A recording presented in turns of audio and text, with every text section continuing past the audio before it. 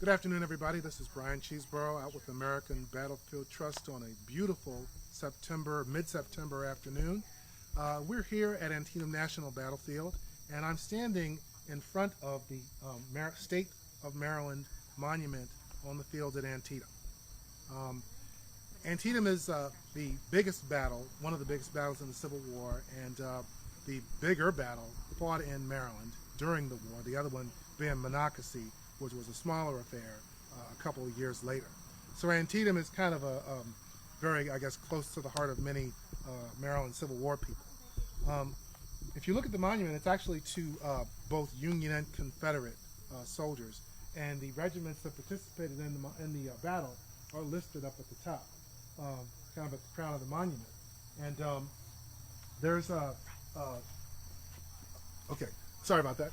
But anyway, so there's also some placards on the sides of the monuments. This one right here, Brock and Burroughs Maryland Battery CSA, repelling a charge at Antietam. And you go around, there's others that tell stories just the same way. One of the things that, and by the way, this monument was erected in 1900, dedicated in 1900. Thanks, Gary. And William McKinley was the keynote speaker at the event, as well as Henry Kidd Douglas, a Marylander who rode with Stonewall. And I've heard it said that after he wrote his memoirs, it read more like Stonewall Jackson rode with me. Anyway, that's a little story.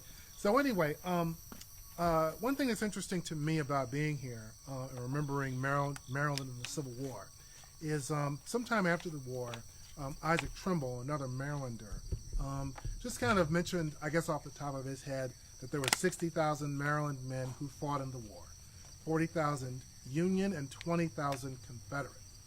But when you do a study, you find out that those numbers are probably way off in both cases, I believe. The Confederate Marylanders, at least by regiment, might be about 10% of that, or somewhere thereabouts, 20,000, 2,000, 3,000, or something like that.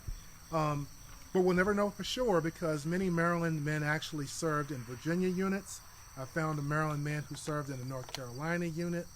And even on the Union side, there are Maryland men who go and fight with Pennsylvania regiments. DC also had regiments, maybe some Maryland men enlisted in those. But I do believe, and I think I can say fair enough, that when Trimble gave his numbers, he left out the United States colored troops from Maryland. And there were actually several units that came right from Maryland who fought in the war. The 7th USCI, the 31st is another one, I believe. I know I'm leaving out many. The 4th, that's the one I was thinking of.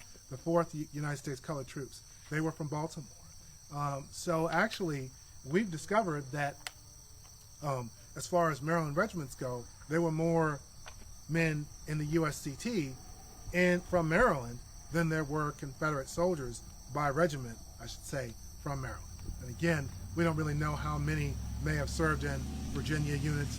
And it'd be great if somebody did a study on that someday, but that's what we know right now. So thanks. Thanks, Bryan, and thanks for watching.